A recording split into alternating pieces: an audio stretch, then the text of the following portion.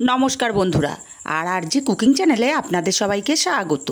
আজকে নিয়ে হাজির হয়ে গেলাম গরমে শরীর ঠান্ডা রাখতে সজনের ডাঁটা, আলু, কাঁচকলা দিয়ে চিংড়ি মাছের ঝোল রেসিপি নিয়ে। তো চলুন শুরু করা যাক। আমি এখানে আলু, কাঁচকলা আর সজনের ডাঁটা কেটে নিয়েছি। কাঁচকলাগুলো 4 টুকরো করে কেটেছি, আলুগুলো একটু মোটা মোটা করে কেটে নিয়েছি, আর নিয়েছি সজনের ডাঁটা একটু বড় বড় করে। এবার একটা কড়াই উনুনে বসিয়ে গরম করে 1 চামচ তেল দিয়ে দিলাম। তেলটা গরম হলে কাঁচকলাগুলো দিয়ে সামান্য একটু হলুদ আর খুবই সামান্য একটু লবণ দিয়ে কাঁচকলাটাকে ভেজে নেব। কাঁচকলাটা ভাজা হয়ে গেছে, কাঁচকলাটাকে উঠিয়ে নিতে হবে। আর কাঁচকলা ভেজে তরকারি রান্না করলে তরকারির টেস্ট খুবই ভালো আসে। কাঁচকলাগুলো খেতে খুবই ভালো লাগে। কাঁচকলাগুলো উঠিয়ে নিলাম। এবার এই তেলের মধ্যে দিয়ে দেব কেটে রাখা আলুগুলো। আলুগুলো দিয়ে লবণ হলুদ দেব না, এইভাবে নাড়াচাড়া করে আলুগুলোকে লাল লাল করে ভেজে নেব। আলুগুলো ভাজা হতে থাক, ততক্ষণে একটা মশলা রেডি করে নেব।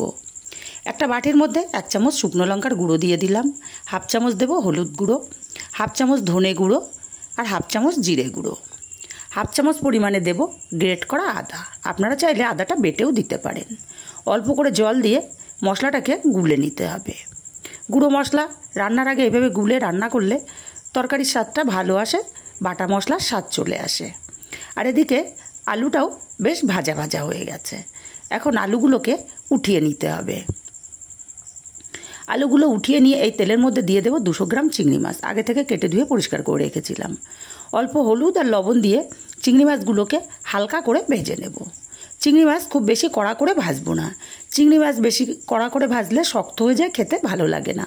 হালকা করে ভাজা হয়ে গেছে, চিংড়ি মাছগুলোকে উঠিয়ে নিতে হবে। চিংড়ি মাছ উঠিয়ে নিয়ে এই কড়াইতে আরও 2 চামচ তেল দিয়ে দিলাম।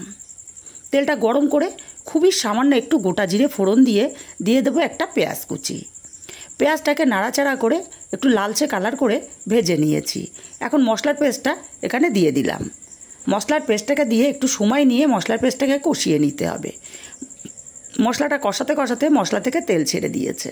এখন দিয়ে দিলাম এখানে একটা বড় সাইজের টমেটো কুচি। টমেটো কুচিটাকেও মিনিটখানিক নাড়াচাড়া করে নিয়েছি। টমেটোটা বেশ নরম হয়ে গেছে। এখন কেটে রাখা সজনে ডাঁটাগুলো দিয়ে মশলার সাথে মিনিটখানিক এইভাবে নাড়াচাড়া করে কষিয়ে নিয়েছি। এবার এখানে দিয়ে দেবো ভেজে রাখা আলু, আর দিয়ে দেব স্বাদ মতো লবণ, একসাথেই দিয়ে দেব। লবণ দিয়ে সজনের ডাঁটার আলুটাকে মিনিট 2 এইভাবে মশলার সাথে কষিয়ে নেব। মিনিট 2 ভালো করে কষিয়ে নিয়েছি। এবারে এখানে দিয়ে দেব ভেজে রাখা চিংড়ি মাছ। চিংড়ি মাছটাকে দিয়ে খুব বেশি কষাবো না, জাস্ট মিশিয়ে দেব। ভালো করে মিশিয়ে দিয়ে এখানে দিয়ে দেব পরিমাণ মতো জল। আমি একটু ঝোল করব, তাই জলের পরিমাণটা আমি একটু বেশিই দিচ্ছি। আপনারা যেমন ঝোল পছন্দ করেন তেমন দেবেন। ভালো করে নাড়াচাড়া করে মিশিয়ে দিয়ে এইভাবে 5 মিনিট তরকারিটাকে ফুটতে দেব। তরকারিটা 5 মিনিট ফুটিয়ে নিয়েছি।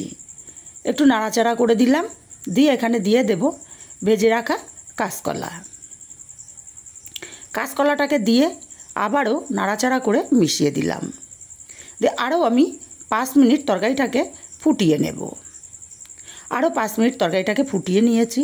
এখন নাড়াচাড়া করে দেখে নেব আলু কলা সেদ্ধ কেমন হলো। খুব সুন্দর মতো আলু কলা সেদ্ধ হয়ে গেছে। এখন নাড়াচাড়া করে আমি আলাদা পাত্রে নামিয়ে নিয়েছি। রেসিপিটা কেমন লাগলো কমেন্ট করে জানাতে ভুলবেন না। ভালো লাগলে কাছের আত্মীয় স্বজন বন্ধুবান্ধবের কাছে শেয়ার করতে ভুলবেন না।